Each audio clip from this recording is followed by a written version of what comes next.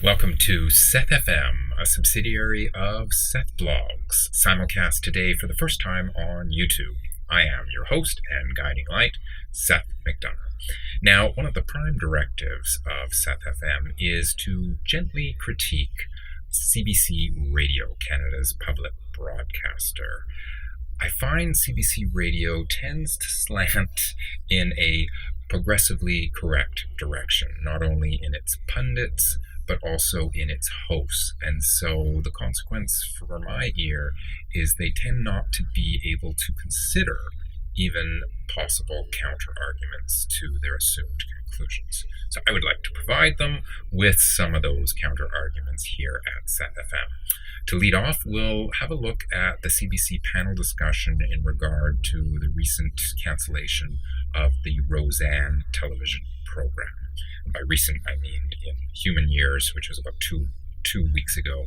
In YouTube years, it was maybe 2 millennia ago. All right, Tom Power, current host of Q, if you could lead us off here.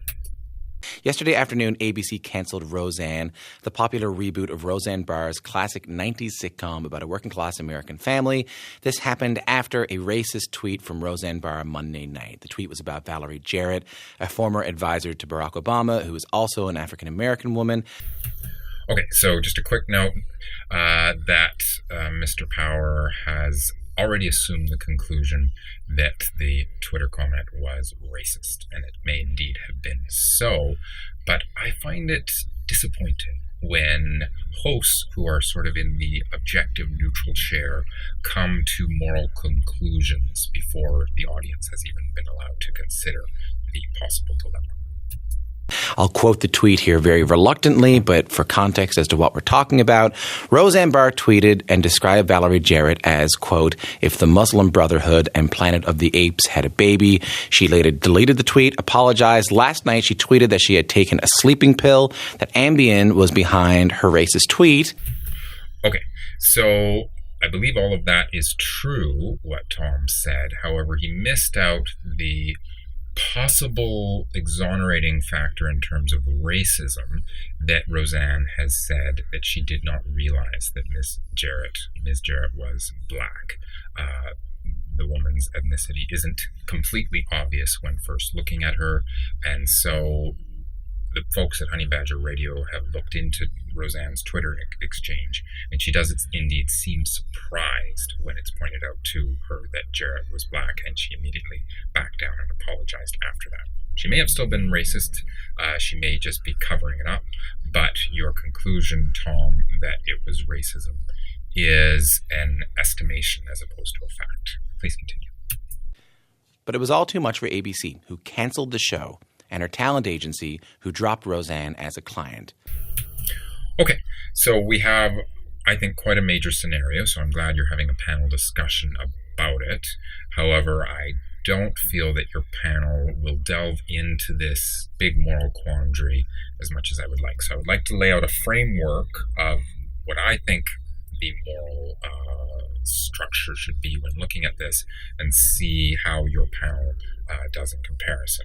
So my framework is there's 3 categories. A, there's a case where someone has a job and they do something outside of that job that is immoral or perceived so, which is completely irrelevant to that job. So for instance, if I am a bricklayer and in my private life I were to cheat on my spouse, I would say that's irrelevant, and Bricklayers Incorporated has no right to fire me for that job.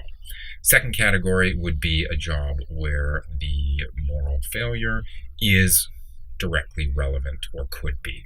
So an example there might be a police officer who breaks the law outside of work. We might decide, a police officer needs to be so respectful of the law because they have such responsibility to uphold it that if they're susceptible to breaking it in their private life, that's too dangerous that they might do so in their work life, so we have to set a line there. The third category is cases where I think, again, it's irrelevant, but the public or public pressure or social media pressure tells us it's relevant, and so an employer feels obligated to follow through on excommunicating the employee. An example there would be, say, a politician who has cheated on their spouse. Again, I think that's irrelevant to the job of being a politician. I don't think anyone has any right to look into the personal lives of people running for office to see whether they're good at marriage. So that to me is irrelevant. However, the public sometimes thinks differently and doesn't want anything to do with philandering politicians. And so it's understandable that the head of the party may say, I don't think it's relevant, but since the public doesn't want to vote for you, we can't have you. So it's understandable, but I think we should try to resist that and at least discuss in these panel discussions whether someone who is in category 3 should indeed be fired. So in the case of Roseanne, I think, let's assume she was intending to be racist there. That is a moral blunder, but I don't think it's relevant to the work of being a great artist. I think we need to separate art from the artists themselves. That is my argument. So now I'll let you take it away, panel on Q. We brought the Q Screen Panel back on a Wednesday to get into all of this for you. Amanda Paris is the host of Exhibitionists and Marvin's Room on the CBC. John Semley is a freelance arts writer, often featured in the Globe and Mail and Maclean's. He joins us on Skype. Amanda, we're going to dig into this. I just wanted to point out I have edited this panel discussion for brevity. However, I haven't taken anything out of context. How did you feel when you first saw the tweet?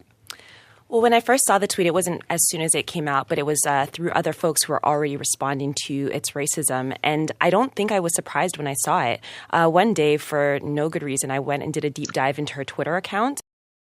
Okay, so I just want it noted that Ms. Paris did this deep dive into Roseanne's Twitter account.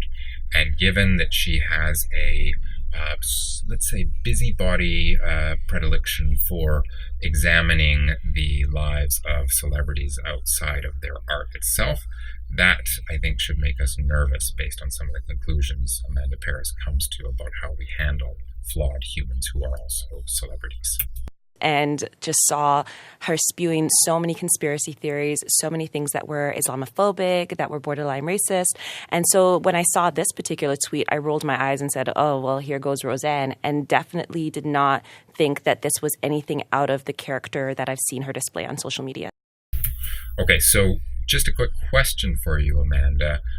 When you're deciding whether a celebrity should be fired for bad behavior, which you will say soon, where do you draw the line? Do you do these deep dives into people's Twitter accounts and decide, they haven't yet said something racist, but I sense they're in that realm? Also, do you have any concerns about expanding definitions of racism, misunderstandings, microaggressions, and so on, that we may be casting a wide net in terms of who qualifies to be an artist these days? A New York Times story revealed executives at ABC have been worried about her tweets for a while. John, should ABC have seen this coming? It's hard to say. I mean, Amanda, as you say, it's sort of the old story of the scorpion riding the frog's back, right? Like all the scorpion can do is kill the frog and drown them both. Lovely parable.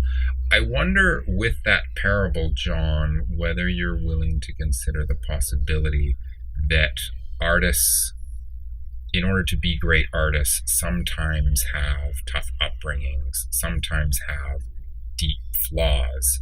And so maybe some of the scorpion tendencies are something we have to live with if we want great art. Not in every case, but in some cases. And are you willing to give up on all artists who are not perfect human beings? I mean, I think ABC was right to do what they did. And I don't know, I'm kind of like disappointed. As a fan of Roseanne, or former fan, I feel kind of disappointed. Fair enough. I, too, like to delight in imagining my celebrity friends are all really nice people. None of them are racist or sexist. In fact, I'd rather not hear about it if it turns out one of them is a jerk. Nevertheless, if I were to find out one of them was a jerk, I would be disappointed as well, but I wouldn't necessarily say, oh, well, then I guess they don't get to produce art anymore. I am able to separate the art from the artist in spite of my aesthetic preference that the two both be great. Amanda, ABC canceled Roseanne less than 24 hours later. How did you feel when you found out the news that it had been canceled? So as much as I was not surprised by Roseanne's tweet, I was super surprised by ABC's decision to cancel the show. That was definitely not something I was banking on. It's very rare that you see a network make the decision to choose the integrity path as opposed to the money path. Okay, so just a quick question. Why? What is it about that path that makes it the integrity path? So you recall I laid out my moral framework for what I consider to be the morality of firing people for bad behaviors outside of work. So for you, what is your moral framework that says we have to measure artists by their outside of work behavior? You're saying that's the integrity path, but you haven't actually constructed an argument. So I'm asking if you could put that forward at some point, or Tom, maybe you could ask her to. And I was stunned. I definitely, especially given the sort of recent track record of ABC and the way that they had been positioning Roseanne as their big sort of money maker, as the thing that they were most proud of in this upcoming season, I thought that I was completely taken aback by that decision. But it's interesting. Pleasantly. Okay, so you're saying you're pleasantly surprised that ABC would take the integrity path. Do you think it's possible that they might have also given in to fear pressure of social media mobs, i.e. social mafia? Just a wondering. John, how do you feel about ABC's motives here? I mean, like I say, I do think it's the right decision. I wonder how much it is motivated by morals and not money. I mean, she is a risk, and she is a risk to their bottom line, and they kind of knew this, and she blew her chance. I mean, I'm a little cynical when it comes to industry stuff, and I believe that everything is motivated by profit. Okay, so I appreciate that you have acknowledged that it may have been money profit as opposed to the profit of integrity that helped ABC to make that decision. But why do you say it's the right decision? You seem to be on Amanda Paris's path, where we just assume, yes, it is right for a company to judge their celebrities outside of work moral failings. And I wonder if you find that at all scary, to have companies assessing us outside of work and excommunicating artists who fail that test. The thing that I think is sort of the casualty of this is that there are so many good, decent people who worked on that show and talented people who worked on that show who are now just out of a job. And I think like that's the sort of the economics of it that I find, again, disappointing. Agreed. It is unfortunate, but in that same vein, I also feel like you knew who you were throwing your lot in when you decided to take the job with Roseanne. So you knew who you were throwing your lot in, i.e. guilt by association, i.e. when you're applying for a job, you don't need to just look at what is the company's policies, how does the company interact with the world, but I want to know what the individual employees do outside of the job. Not are they good to work with, but is there something in that employee's history that I find makes them unfit to work around me? And again, I find that really scary that you want us to do this deep Twitter dive into our fellow citizens' histories before we take a job to work with them, regardless of what they're like to work with. And I say that with the reality of knowing what it's like in the industry. When you get a job, especially for people who are behind the scenes. But I also am like, if you just scrolled through her Twitter feed, you kind of knew something was probably going to happen. So again, anticipate, search, deep dive, stay away. Is that a good thing that you're asking people to morally examine their fellow citizens as coworkers? Not, do I want to marry this person, but am I willing to work alongside someone who is morally imperfect outside of their work life? I had one of the actors from Roseanne on the show recently, John, and I asked her the same question. How do you square Roseanne's tweets with Roseanne, the show? And she managed to do it. And last time we talked about Roseanne, you talked about trying to square Roseanne, the person, from Roseanne, the show. Is that line gone from you now? I like it. We're asking essentially the line between the art and the artist. Okay, John, take it away. It becomes harder to defend or to draw this line. I mean, I don't think when I was defending it before, I was doing so dishonestly or anything like that. But, when she says that she's going to get help, when she says that she's going to stay away from social media and then just doesn't. Okay, so you're not going to draw a line because some of these people, they've disappointed you a few times. So, it's one thing to draw a line between the art and the artist. But when the artist keeps disappointing me, I'm sorry, I can't do it. I don't understand. That wasn't really the question. No, it was the question. But I'm asking a different question. I mean, there's a certain point where her saying Ambien or I'm suffering with mental health issues, it becomes an excuse more than an explanation. And even if these things are proceeding from her being unwell or something like that, which is something to which I'm sensitive, I think it's still, there's only, you only get so many chances at bat. Why do we have to consider them to be at bat at all?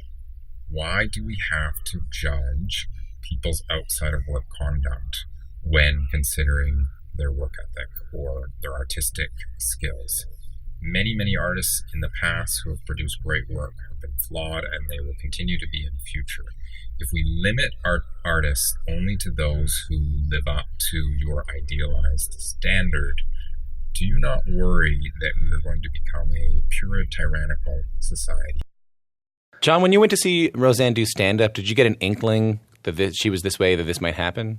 No, because I wrote about that show and I had a really good time at that show. I laughed a lot. I was sort of moved to tears at one point. It's almost embarrassing for me to have to admit this now, considering like how she sort of shows her true colors. True colors. First of all, I don't think it's embarrassing that you're admitting that you were a fan of Roseanne. I think that shows some moral character, that you are not letting peer pressure get to you. Nevertheless, you seem unwilling to let go of the notion that it's your job to judge those artists that you are a fan of. But in that show, she sort of goes after people in the audience from different minorities or, asks, are there any gay people in the audience, and makes some jokes. But she sort of pitches that as if it's a form of kind of mutual recognition, right? We can all laugh at each other. And I kind of bought into that. And that's very nice. I appreciate that you connected with her. So that art exists independently of the flawed person who enunciated. She did something special, and maybe it took someone who's got a little bit of darkness to be able to get to that connection point, because she understands something that someone who is purely virtuous would never quite get.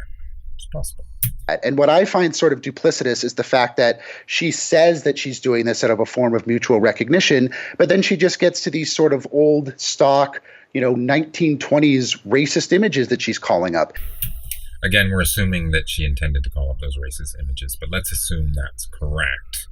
It's still possible that she was sincere in her art and is flawed and has this tendency in this other direction that even she doesn't like, that she let get the best of her here. Doesn't invalidate the art itself. And it's hard for me to believe that she's not just actually racist, and worse, that she's sort of creating a comedic framework that justifies it.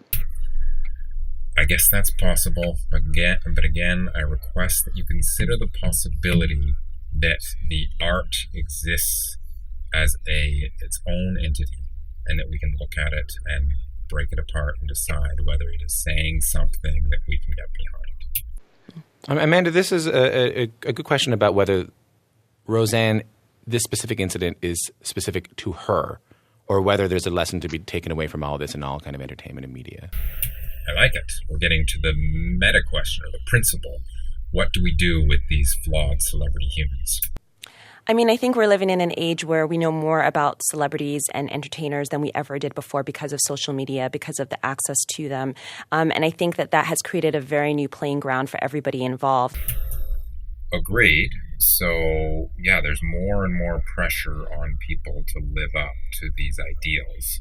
So what do we do about that? Are we right to follow that pressure? Or as a pundit, is it possible that you could criticize that pressure and say, maybe we shouldn't expect our celebrities to be the ideal humans, because just like a pilot who might be a jerk, they may be also a great pilot. So if they're a great pilot and in their private life they, read the works of Lena Dunham, okay, that's a flawed person. But they're not reading it while they're on the plane, so it might be okay. Sorry, Lena. I think network executives are probably thinking very hard about not only the talent and the ideas, but also the personalities behind them and what is the risk of who it is they choose to invest in. And I think that it is going to create a little bit of a different game board, if you will, for who is going to get center stage and who it is that they are going to choose to put their money behind. Okay, again, I agree. That is what is happening. So the question is, do you think that's morally correct? Do we want our companies examining us for whether we measure up to the moral standards of our current time? A, sometimes those moral standards get things wrong. In the past, being gay was considered immoral. And B, is it their business to decide whether what we're doing outside of our work life is appropriate at their workplace? If we're not exhibiting these bad behaviors at work, why should it matter to them? John, do you think this is going to change the way networks do business? I mean, I think the Twitter thing is interesting, right? I mean, you look at Twitter, you look at anyone on Twitter, it sort of exists to facilitate and enable our worst instincts, our snark, the worst parts of it. It provides a sort of veneer of anonymity for dumb jokes and bad opinions. Bad opinions. So again, who is going to be deciding what counts as bad opinions? And I'm not saying there isn't bad opinions, but do we trust our companies and our Twitter mobs to be the deciders? But then you put the world's biggest megaphone in front of someone like that, and I guess it becomes, to use the common phrase, problematic for networks. I mean, it becomes, we talk about separating the art from the artist, but separating the artist from the Twitter account becomes a bit trickier.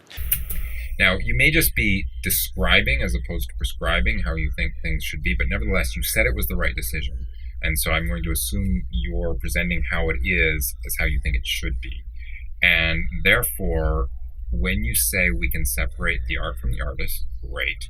But it's difficult to separate the Twitter account from that artist. Are you not still willing to separate the art from the Twitter Plus artist? Or no? John, is Roseanne's, I mean, this seems like a crazy question to ask right now, but is Roseanne's legacy, like 80s, 90s onward, just gone now? Just wondering, Tom, why is that a crazy question to ask right now? It feels like you're signaling your virtue, that you are so opposed to racism that you feel even bad asking about the silly Roseanne who cares about her legacy. I mean, I wouldn't say that. I mean, you have to put this in a historical context where Roseanne did a lot for women in comedy, for the idea of depicting working class families on TV. I mean, I think that there's something there that can't be taken away from. Okay, I agree. So her legacy art, you're saying, is sort of untouchable. It exists independent of her current moral failings. So why is her current art not similarly separated from her moral failings? I mean, yeah, she said some horrible things and she goes off on these rants, and there's really ugly parts to her persona and her personality. But people have ugly parts and people have good parts and people have redemptive parts. And those weird sort of fragments are like what make us whole as human beings. So it seems that you and I agree. I don't know if the fragments are what make us whole, but people are complicated and some of us are imperfect. I can't speak for myself, but I know others are. So what is it about Roseanne that makes it okay to dismiss her current project, but not the sum of those projects because of a moral failing? So I don't really want to do the thing where I just kind of black her out of history or something like that, but it certainly complicates her legacy for sure. Amanda?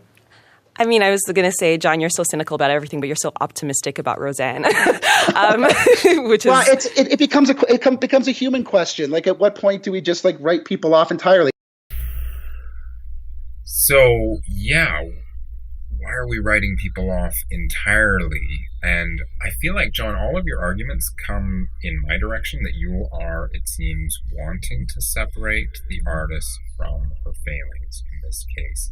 But you feel obligated to agree with the progressively correct conclusion that this particular Twitter comment was so beyond moral acceptability that we must fire her from the job. And yet everything else you've said seems to indicate, no, actually, no.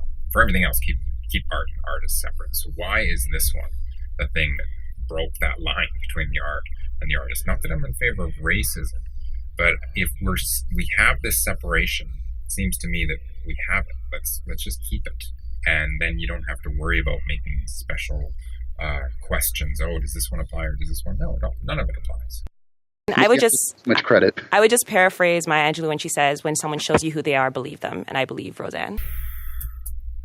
Okay, that's a nice quote. And maybe in your personal life, when you're dealing with someone and they continually lie to you, then you think, okay, I think that's who you are. However, I wish, Amanda, you would be a little more open to the possibility that people are complicated and they have good parts and they have bad parts and good moments and bad moments. You seem to want to measure Roseanne by her worst moments and say that is who you are and that is what your art is, therefore. And I think that's unfortunate that you are so segregating of people into good and bad. I think that harms our society, where we sort of sort people into the worthy and not so much. I agree, we have to send some people to prison for violent crimes and other illegalities that we can't put up with. But I'm not sure if people making statements that are offensive counts as that person being irredeemable and unworthy of any further consideration. So that brings us to a close of today's episode of SethFM. The overall conclusion is, let's all be nicer, and ergo hit that like button. Thank you.